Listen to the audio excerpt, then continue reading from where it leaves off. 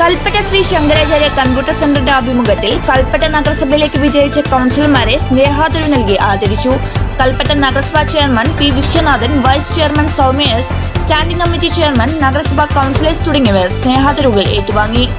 സംയോജിത ശിശുവികസന പദ്ധതിയിൽ സംസ്ഥാനത്തെ മികച്ച ജില്ലാ കളക്ടർക്കുള്ള പുരസ്കാരം ആരോഗ്യ വനിതാ ശിശുവികസന വകുപ്പ് മന്ത്രി വീണ ജോർജിൽ നിന്നും വയനാട് ജില്ലാ കളക്ടർ ഡോക്ടർ DR മേഘശ്രീ ഏറ്റുവാങ്ങി.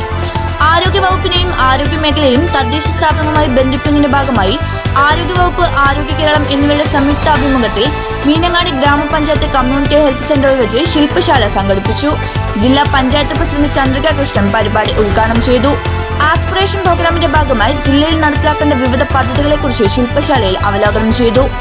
വയനാട് ജില്ലാ ലൈബ്രറി കൗൺസിലിന്റെയും ശക്തി ഗ്രന്ഥശാല കൽപ്പറ്റ മേഖലാ കമ്മിറ്റിയുടെയും ആഭിമുഖ്യത്തിൽ കൽപ്പറ്റ പള്ളിത്താഴെ PA മുഹമ്മദ് ഡിജിറ്റൽ ഹാളിൽ വെച്ച് കല്ലങ്കോടൻ കുഞ്ഞ് അനുസ്മരണം സംഘടിപ്പിച്ചു. CPM ജില്ലാ സെക്രട്ടറി K. റഫീഖ് പരിപാടി ഉദ്ഘാടനം ചെയ്തു.